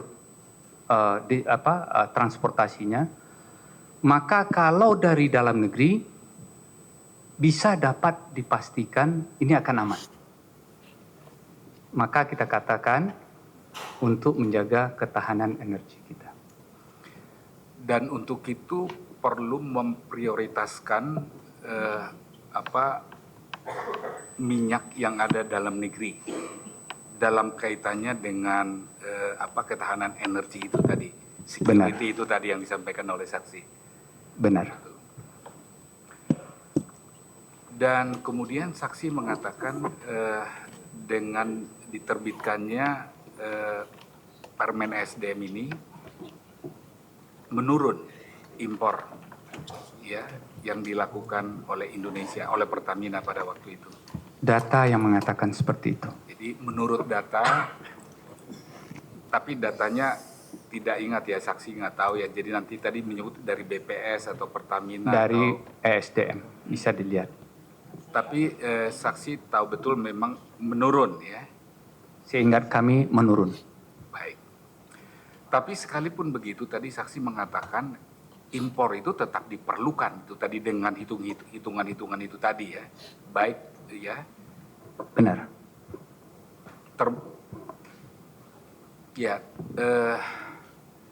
Termasuk impor produk kilang ya, itu diperlukan juga ya. Benar. Sekalipun peraturan SDM itu ditujukan untuk memprioritaskan dalam negeri. Benar. Dan itu objektif itu ya, memang diperlukan ya, tetap impor produk kilang itu tadi ya. Sesuai dengan angka-angka yang saya sampaikan tadi, matematikanya seperti itu. 1,4 juta kita butuh, kilang Pertamina cuma produksi 800 ribu, 600 ribu lagi dari mana? Impor. Dan itu fakta objektif gitu ya, Fakta. yang terjadi ya. Baik, Tapi angka-angkanya itu angka-angka kurang lebih. Jadi jangan nanti disampaikan, angka pasti segitu. Ya, ya ada sih jawaban saksi ya. Ada sekitar 1,4 juta barel per hari ya. Itu kebutuhan kan itu ya. BBM. BBM ya, itu kebutuhan BBM. Dan kemudian kemampuannya cuma 800. Benar. Sehingga Bukan kemampuan. Kemampuan Pertamina menyerap crude 1 juta. Tapi menghasilkan BBM hanya 800 ribu. Sehingga memerlukan tadi yang disampaikan oleh saksi. Baik, saya tidak mengulangi lagi tadi karena sudah cukup jelas dan gamblang tadi disampaikan ya. Jadi hanya menegaskan itu aja tadi. Ya, terima kasih saksi. Dilanjutkan. Terima kasih. Izin dilanjutkan sedikit yang mulia. Pak Archandra, kalau dari keterangan Bapak nih di BAP nomor 22 yang tadi Bapak terangkan juga mengenai hitung-hitungannya ya secara matematis kebutuhan BBM. Ini apakah maksudnya bisa dikatakan kebutuhan impor BBM itu ditentukan dari selisih kebutuhan BBM untuk masyarakat dengan kemampuan produksi dari kilang Pertamina, Pak? Benar. Benar seperti itu ya. Iya, jadi Baik. kebutuhan kita secara nasional ya, Ya. 1,4 juta. Oke. Itu buat masyarakat, buat badan usaha juga yang ada yang impor sendiri. Oke. Kebutuhannya 1,4 juta. Nah, terus bagaimana di Kementerian ESDM di zaman Bapak memonitor, mengontrol dan menentukan kuota impor BBM yang diberikan kepada para importir BBM ini, Pak? Rekomendasi impor itu berasal dari Ditjen Migas. Jadi kita mengontrol dari situ. Mengontrolnya dari situ ya. Memang dikontrol dari situ berdasarkan hitungan yang tadi Bapak sampaikan ya. Benar. Baik. Kemudian Pak, tadi yang Bapak terangkan kan cukup banyak menerangkan soal impor minyak mentah, ada ekspor minyak mentah bagian K3S. Sebenarnya impor minyak mentah ini maupun ekspor minyak mentah bagian K3S ini, apa korelasinya, ada atau tidak korelasinya dengan kebutuhan kita mengimpor BBM, Pak? Kalau mengimpor BBM, itu pasti karena kilang Pertamina hanya produksi 800 ribu. Kilang Pertamina hanya produksi. Itu memang kemampuan berproduksinya hanya segitu, Pak? Kemampuan berproduksi hanya segitu. Hanya segitu. Memang maksimum ya, kalau nggak salah saya Iya, maksimum. maksimum cuman segitu ya. Iya, Jadi memang kita mau tidak mau BBM ini memang harus impor ya Pak ya? harus. Baik.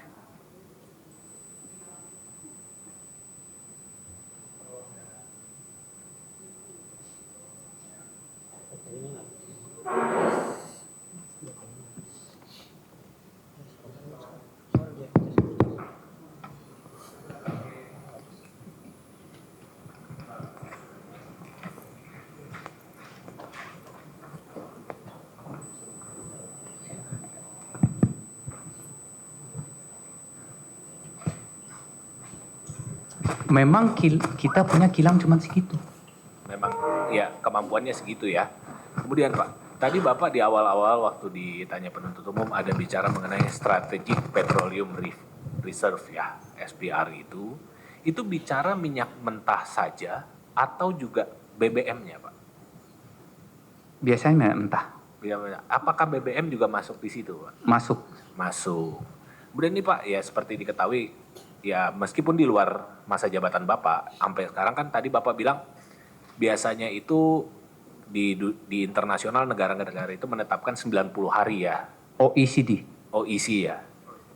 OEC apa itu Pak? Coba dijelaskan Pak. Kumpulan negara-negara maju. Oh, kumpulan negara 90 hari ya. Kita kan sampai sekarang pun tidak pernah mencapai segitu nih Pak. Bukan tidak pernah mencapai, kita belum ada. Belum ada. Untuk crude kita belum punya strategic petroleum reserve. Sepengetahuan saya sampai 2019. Jadi meskipun udah ada impor, udah diterbitkan itu memang belum ada Pak ya, strategic petroleum reserve di kita ya. Sampai 2019 belum ada. Baik. Dari kami cukup yang mulia. Dilanjutkan satu lagi. Baik, terima kasih Majelis. Kepada saudara saksi Bapak Arcanda, melanjutkan pertanyaan dari rekan saya tadi. Tadi saudara saksi kami catat sempat berangkat impor BBM itu pasti. Nah, yang hendak saya tanyakan kepada saudara saksi, impor BBM ini didapatkan apakah melalui kegiatan trading yang tadi kata saudara saksi itu menit per menit harganya berubah? Silakan saudara saksi, mohon dijelaskan. Berbagai cara, kalau sudah masuk ini komersial ya, sebaiknya ditanyakan ke yang ahlinya. Oh ya, baik. Tapi impor BBM itu berbagai cara termasuk trading dan tadi kami catatkan saudara saksi pernah menjabat sebagai wakil komisaris utama Pertamina juga. Ya, itu tapi karena berbagai cara impor tadi termasuk ada melalui kegiatan trading begitu saudara saksi ya. Di dunia ini berbagai cara. Ya. Caranya bagaimana sebaiknya tanyakan kepada yang ahli. Oh iya, baik. Kalau begitu dari saya cukup Majelis. Terima kasih saudara saksi. Ya. Masih ada dari Pak Iva dan kawan-kawan, penasihat hukum cukup kepada Pak Dimas ya, Pak Dimas dan Pak Sani. Pak Agus dan Pak Sani. Pak Agus dan Pak Sani, sorry. Terima kasih Yang Mulia. Mohon izin melanjutkan, saudara saksi, kami ini dari minyak mentah, kilang Pertamina Internasional. Tadi saya catat, saudara saksi banyak bicara soal minyak mentah juga, sehingga pertanyaan saya terkait minyak mentah. Pertanyaan saya pertama, saya tadi mengamati saudara ahli mungkin karena lama bergerak di bidang minyak, jadi sangat paham soal minyak mentah.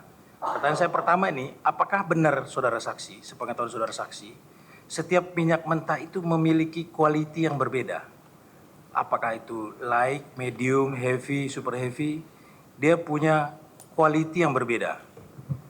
Benar. Benar. Apakah dengan quality yang berbeda itu juga akan berpengaruh ke harga? Keberatan yang mulia ini pertanyaan untuk ahli yang mulia. Tadi beliau ini menjelaskan soal minyak mentah yang mulia. Gitu. Pertanyaan saya, apakah dengan quality yang berbeda itu, tadi kan saudara bicara, saya catat nih, nilai minyak mentah ditentukan berdasarkan GPW dan yield. Itu saudara ahli. Apakah berarti kalau minyak mentah lebih mahal tapi GPW lebih bagus, apa itu bisa lebih menguntungkan? Sebaiknya ditanyakan ke yang ahlinya. Ditanya ke ahlinya ya. Oke deh. Terus tadi saudara bicara, ditanya lebih untung mana? Soal minyak mentah impor dan minyak mentah domestik. Gitu. Tadi memang saudara saya tangkap memberikan penjelasan bahwa itu tergantung dari fresh cost. Di dalam fresh cost itu kan ada volume dan jarak. Artinya itu kan yang menentukan sebuah minyak mentah itu lebih mahal. Secara angkutan ya, berarti ya saudara saksi. Kalau minyak mentah untuk kilang Balikpapan dimuat dari Malaysia dengan jarak yang lebih dekat, dibanding dimuat dari Bojonegoro dengan jarak yang lebih jauh, dari Bojonegoro minyak mentah domestik, dari Malaysia minyak mentah impor. Mana yang lebih mahal dengan pendapat tadi? Silahkan tanya ke Pertamina, Pertamina punya datanya. Oke, tapi berdasarkan jarak dan volume ya. Terus pertanyaan berikutnya, ini agak matematis nih, tapi kan saudara bicara angka tadi. Saya catat, untuk minyak mentah ya, lifting 700.000 untuk minyak mentah ini kita masih kurang 300.000. Kalau semua yang 700.000 masuk ke kilang Pertamina. Kalau semua masuk kilang Pertamina, kita butuh 300.000 dan itu mau tidak mau harus impor, kira-kira seperti itu ya? Benar. Karena tidak ada pilihan lain ya? Benar. Ini saya ada data, mungkin akan kita lampirkan di pledoi, saudara ahli. Saya coba menghitung. Ini data Pertamina nih. Saudara ahli, saudara saksi, Karena pemahamannya banyak, jadi saya ngelihatnya kayak ahli. Tapi giliran tanya yang agak umum, tidak tahu. Oke, saudara saksi, kita punya data nih. Di tahun ini berkaitan dengan Permen SDM yang tadi dibicarakan ya. Di tahun 2018, lifting nasional itu per harinya 778.000 barel. Terus setara dengan 283.970 barel. 283.907.000 barel. Oke. Tadi kan ada penjelasan bahwa kayaknya dikoreksi deh, salah itu datanya. Lifting nasional di data kami, per data Pertamina, itu kan perharinya 778.000. 2018 ya, saudara saksi. Setara dengan setahun itu 283 juta dihitungannya di sini ya. Setahun. Setahun majelis, kalau bisa data diperlihatkan di situ biar kami bisa lihat juga. Boleh nggak? Ya, oke. Akan kita jadikan bukti yang mulia. Perlihatkan nih. Nggak bawa ya.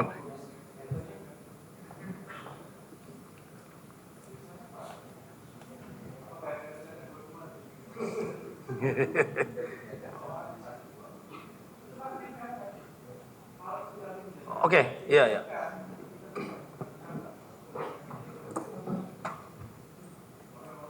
Bukti.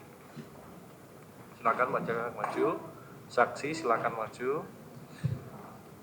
Apa yang diperlihatkan? Berupa apa?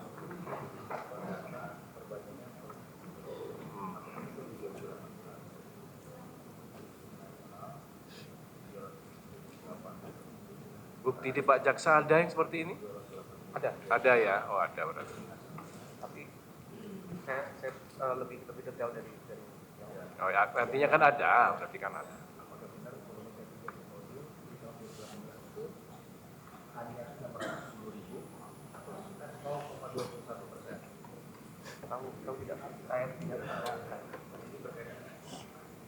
Iya, oke. Sudah ya? Silakan.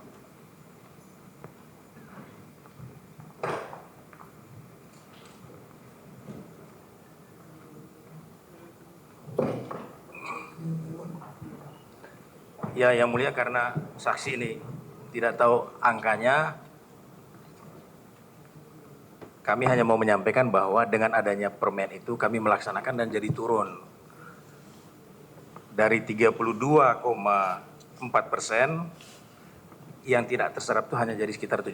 Tapi nanti akan kami jelaskan di pledoi yang mulia. Oh iya, nanti Ya, dalam persidangannya disimpulkan, silakan. Cukup, masih ada? Atau yang meneruskan? Terus tadi saya catat hanya mempertegas saja yang mulia. Ini berhubungan dengan dakwaan. Ya. Tadi saudara saksi menyampaikan bahwa bagian kontraktor itu hak mereka. Betul ya? Kalau hak mereka itu mereka jual, apakah uangnya juga hak mereka untuk menikmatinya? Benar. Benar ya? Cukup yang mulia. Cukup, ada yang meneruskan? Tidak ada? Yang lain? Cukup ya. Untuk Pak Yogi silakan penasihat hukumnya.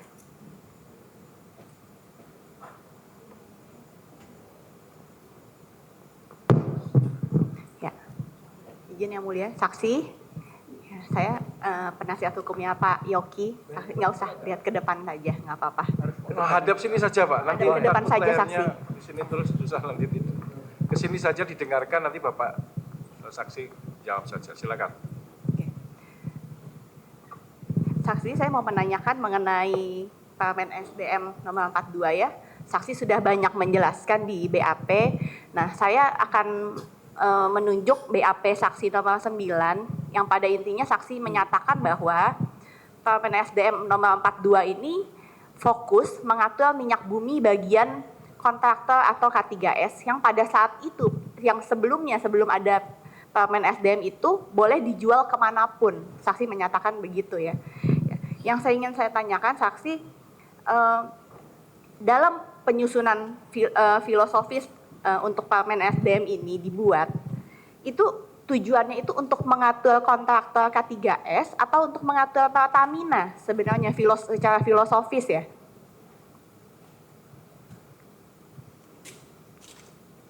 Ini mengatur crude bagian K3S yang wajib ditawarkan kepada Pertamina. Ya, jadi kewajiban itu ada pada kontraktor ya, saksi, yang saya tangkap. Apa benar? Kewajiban kontraktor atau K3S Untuk menawarkan kepada Pertamina secara bisnis to bisnis. Itu ada di Permen itu. Baik. Apa saksi bisa menerangkan lebih dalam apa maksud dari menawarkan secara B2B, business to business kepada Pertamina?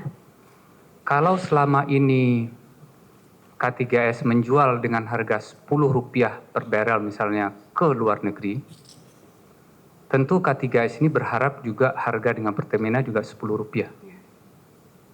Nah, kesepakatan itulah yang harus dicapai lewat business to business. Jadi, apakah berdasarkan ketentuan ini ada kewajiban bagi Pertamina untuk membeli harga berapapun yang ditawarkan oleh K3S? Dalam proses business to business. Jadi tidak ada kewajiban ya? Bukan tidak ada kewajiban, koreksi. Ya.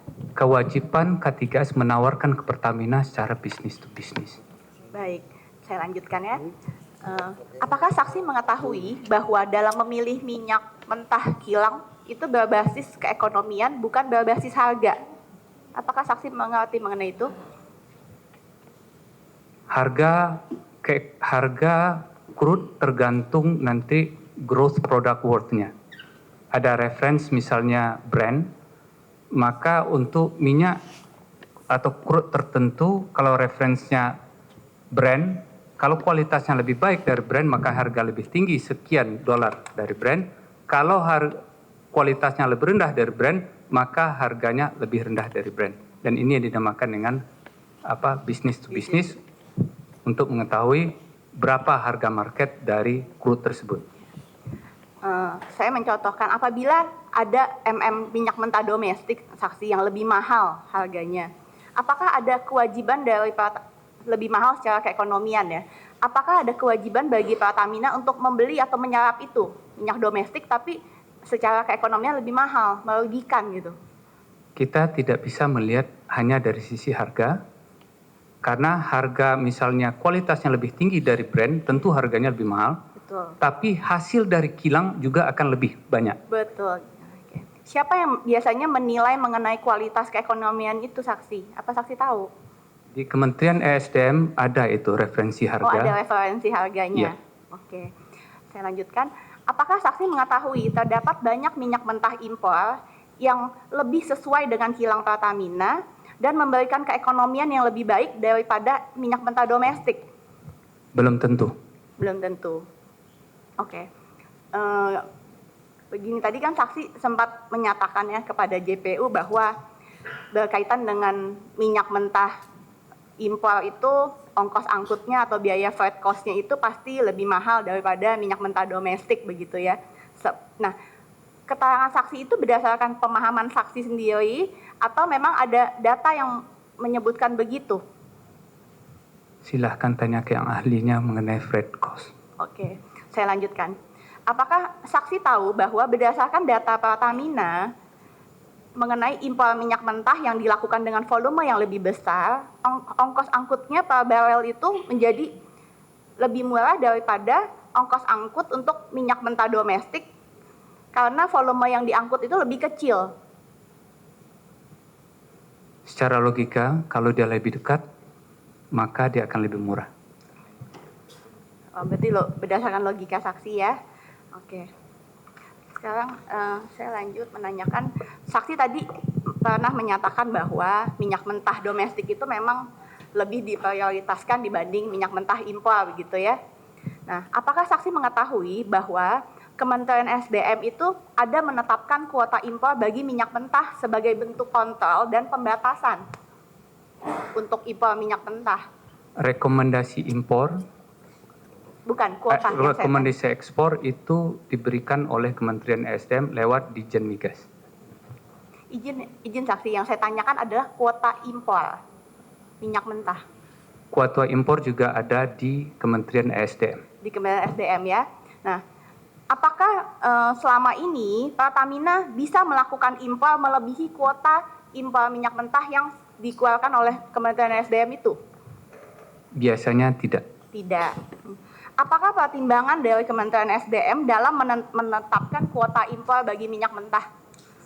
Besaran kuota itu tuh apa? Apa yang dijadikan pertimbangan bagi Kementerian SDM? Neraca kebutuhan kita selama waktu berjalan. Misalnya dalam 3 bulan atau dalam setahun kita punya neracanya.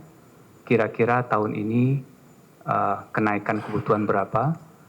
Kemudian berapa kemampuan kilang Pertamina memproduksi? Di situ kita bisa menentukan kira-kira berapa kuota impornya. Oke, baik.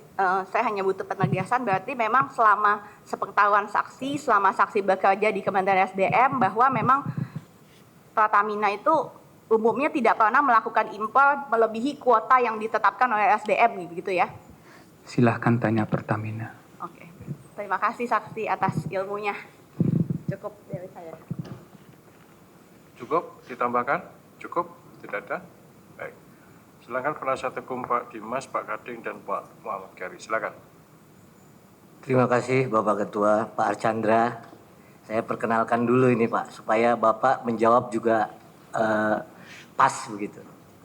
Jadi kami Pak, kuasa hukumnya dari Pak Keri ini, Adrianto, Pak Dimas Werhaspati, dan Pak Gading Ramadan. Ketiganya ini pengusaha ini Pak, punya perusahaan cari duit halal. Nah, jadi yang mau kami tanyakan berdasarkan timeline ini. Saya izin panggil Pak Archandra saksi saja ya. Jadi kan saksi ini kan 2016 sampai 2019 menjabat Wakil Menteri SDM dan Wakil Komisaris Utama PT Pertamina. Benar. Baik. Kalau gitu pertanyaannya, Bapak mengetahui atau tidak terkait proses pengadaan terminal BBM yang dilakukan oleh Pertamina periode 2013 sampai penandatanganan tanggal 22 Agustus 2014. Saya bahkan belum di Indonesia, Pak. Bapak masih di Amerika? Benar. Nah, enak ini Pak. Kalau begitu pertanyaannya lagi, ya, Bapak mengetahui nggak terkait penyewaan kapal yang namanya Olympic Luna oleh Pertamina International Shipping? Tidak tahu. Tidak tahu. Baik. Bapak tahu nggak ya ada penggunaan 3 kapal milik PT Jenggala Maritim Nusantara yang digunakan oleh PT PIS juga? Tidak tahu. Nggak tahu ya. Baik. Sehingga untuk pengadaan semua itu Bapak nggak tahu, bahkan Bapak ya belum menjabat. Kalau begitu saya tanya data karena Bapak dihadirkan sebagai saksi. Apa saksi tahu berapa ya, perusahaan yang menyediakan pengangkutan ya untuk melayani PT Pertamina untuk impor gas maupun minyak mentah? Datanya Bapak tahu nggak? Tidak tahu. Tidak tahu. Baik. Apa Bapak tahu berapa banyak terminal yang dimiliki pihak swasta? Tidak tahu. Tidak tahu juga. Jadi Bapak data juga Bapak tidak tahu ya. Nah sekarang pertanyaannya Pak. Bapak selaku komisaris utama PT Pertamina tahun 2016-2019, kalau saya baca kan Koreksi, Wakil Komisaris. Wakil Komisaris Utama PT Pertamina periode 2016 sampai dengan 2019, ya itu kan peran komisaris kan pengawasan kebijakan dan jalannya pengurusan. Ya pasal 108 Undang-Undang Perseroan Terbatas. Pertanyaan saya, Pak, pada saat Bapak jadi wakil komisaris, ya, ada Bapak pernah membahas atau pernah diberi laporan bahwa ada masalah nih dalam penyewaan terminal BBM di Merak. Pernah nggak Bapak dengar itu? Seingat saya tidak pernah. Nggak pernah, Pak ya. Begitu juga selama periode itu tidak ada isu soal pengadaan atau kebutuhan yang Bapak bilang itu aksi korporasi menyewa tangki ya? Saya tidak ingat, tidak tahu. Abang ada nama? Cukup Bapak Ketua. Nggak ada, Pak. Pak Sigit ada pertanyaan? Cukup? Pak ada pertanyaan? Saksi ya. Ini saksi rasa ahli, tapi saya bertanya mengenai yang saksi ketahui terkait faktanya saja ya, karena saksi selaku wakil menteri periode 2016 sampai 2019 ikut dalam penyusunan Permen 48 tahun 42 2018. Benar. Ikut ya, jadi tahulah seluk-beluknya ya. Itu kan terkait untuk prioritas pemanfaatan minyak bumi untuk pemenuhan kebutuhan dalam negeri, yang tujuannya itu untuk optimasi pemanfaatan minyak bumi untuk kebutuhan dalam negeri dan meningkatkan ketahanan energi nasional. Ya. Kemudian ada perubahan di Permen 18 tahun 2021, tapi itu sudah di luar setelah saksi tidak menjabat lagi. Nah, pertanyaannya, di dalam Permen 42 itu kan ada kewajiban kontraktor ya K3S itu untuk menawarkan. Ya.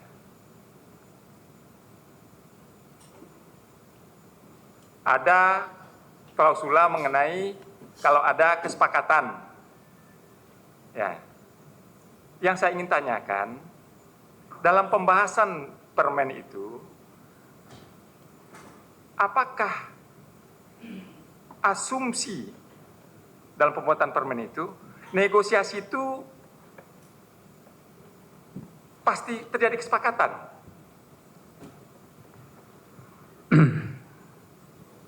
Ada satu case waktu itu, kasus, di mana K3S mengatakan berapa harga keekonomian yang layak B2B itu. Maka kami dari kementerian memberikan nasihat, silahkan satu parsel ditaruh di Singapura untuk ditawarkan berapa harganya, itu jadi dasar untuk B2B-nya. Ya, maaf saya kembali bertanya ya.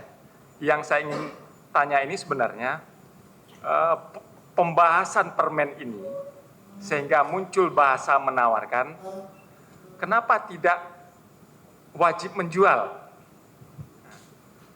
Kan menawarkan itu kan pemahaman kita yang biasa ya.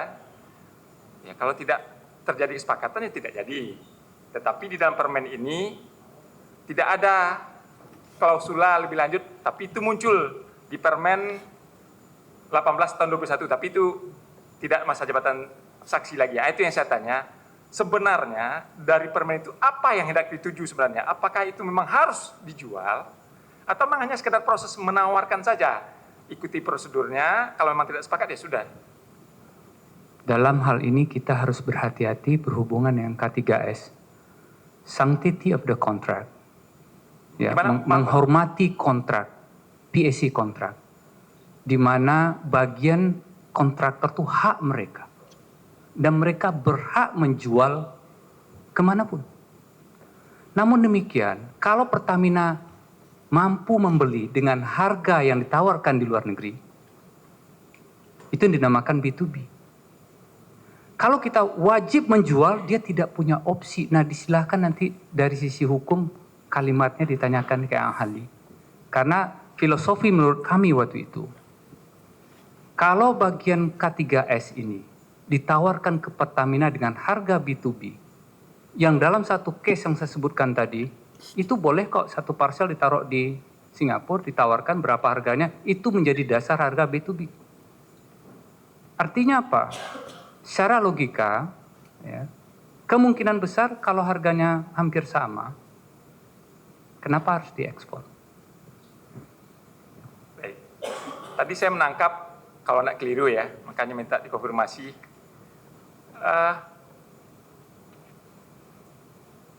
Kalau kan untuk ekspor, itu perlu izin dari Dirjen Migas yang oleh kontraktor.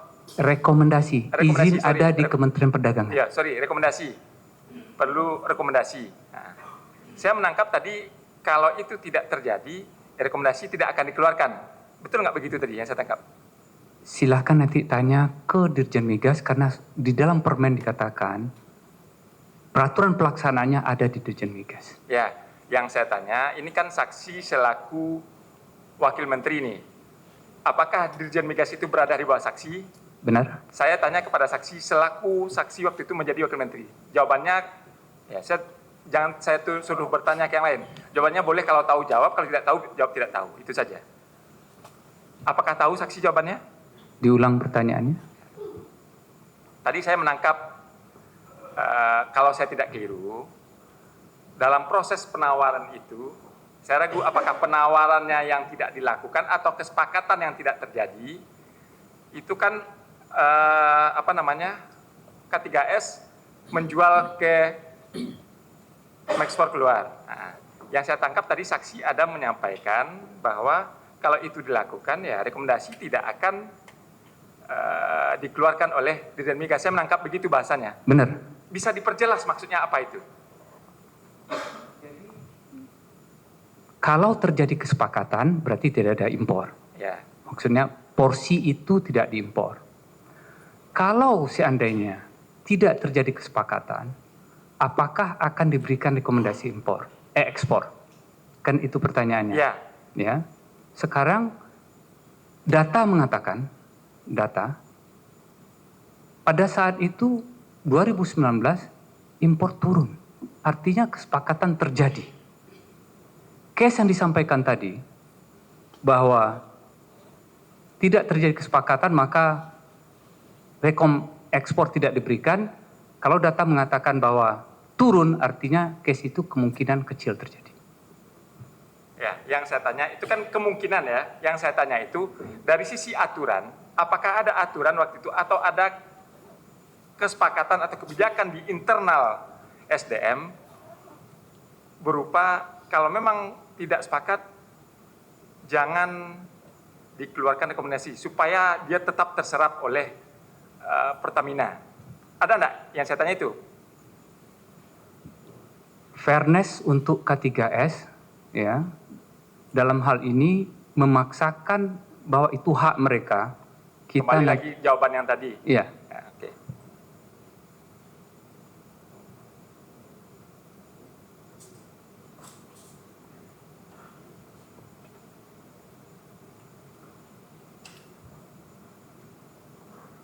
Ini bisa bisa saksinya, ini kan ada ahli nih.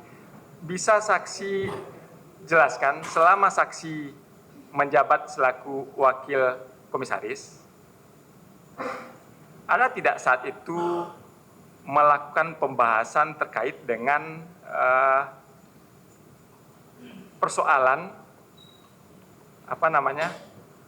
ekspor minyak mentah dan impor BBM? Selama 3 tahun kemungkinan ada. Ada ya. Ya, tapi saya tidak ingat yang mana porsi yang mana, tidak ingat. Ya, oke. Baik, karena saya tidak mau pertanyaannya kepada ahli, makanya saya tanya yang saksi alami pada saat menjadi wakil komisaris.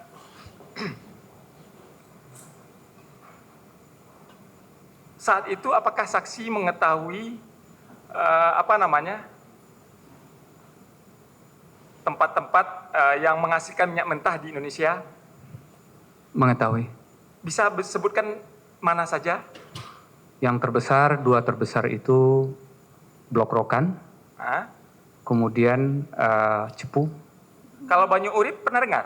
Cepu Banyu Urip. Oh, Cepu itu Banyu Urip ya. Itu kalau kualitas minyak mentahnya bagaimana itu? Sepengetahuan saya bisa diolah di dalam negeri. Kalau dibandingkan dengan minyak mentah yang ada di luar, yang saksi contohkan tadi di Timur Tengah atau di West Afrika ya, itu bagaimana? Tergantung yang mana tergantung yang mana mau dibandingkan. Kalau di Rusia ada Ural dibandingkan dengan Banyu Urip seperti apa?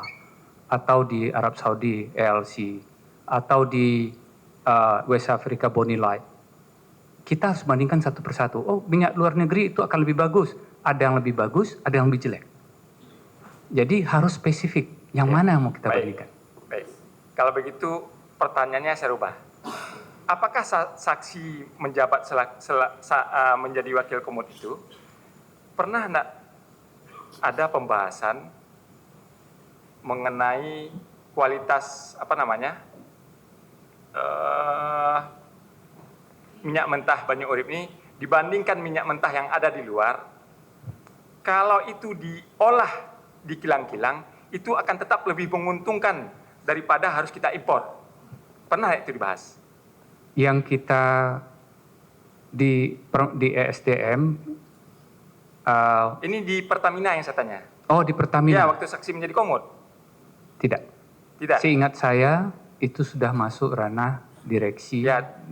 Tetapi Komut kan masuk dalam pengawasan ya. Pengawasan, siapa tahu itu ada pada saat melakukan evaluasi, ada tidak membahas itu? Saya tidak ingat. Tidak ingat ya.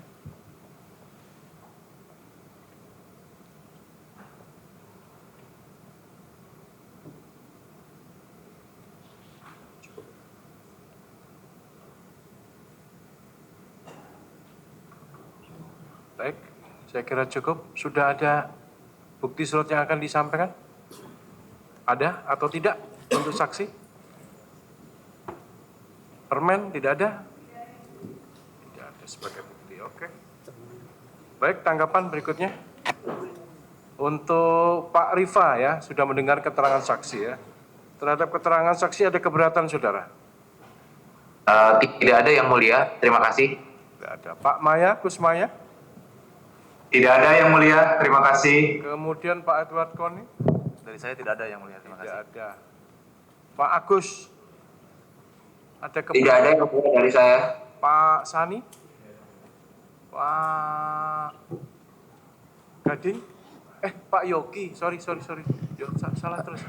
Ada Pak tanggapan Yogi? yang mulia. Ada? Ada tanggapan. Ya, tanggapannya aja. Tadi saksi menyampaikan mengenai ongkos angkut minyak mentah dari luar negeri itu berdasarkan logika. Jadi saya mau menyampaikan secara fakta dan data, angkutan minyak mentah luar negeri itu tidak selalu lebih mahal. Bahkan beberapa minyak mentah jauh lebih murah, biaya angkut per barelnya versus minyak mentah domestik. Karena memang ada situasi operasional yang tidak bisa disederhanakan bahwa karena jauh jadi lebih mahal. Begitu. Itu yang mulia. Sependapat dengan keterangan saksi. Jadi saya tidak sependapat. Terima kasih. Terhadap tanggapan ya dari Pak Yogi. Saudara tetap dengan keterangan saudara saksi? Tetap. Tetap ya. Tetap dengan tanggapannya ya Pak Yogi ya. Kecuali mohon yang mulia. Ya, apa? Bukan, pertanyaannya hanya itu saja. Tetap dengan keterangannya atau tidak? Tetap. Cukup saya tidak akan tanya lagi. Kemudian kepada Pak Dimas. Ada keberatan? Tidak ada. Pak Gading? Pak Keri? Tidak ada. Cukup ya berarti. Terima kasih saksi ya. Memberikan keterangan di persidangan ini. Terima kasih banyak. Bersedia memberikan keterangan di persidangan. Silakan bisa duduk di belakang atau meninggalkan persidangan. Terima kasih. Ya, terima kasih. Terdakwa silakan bisa duduk di depan.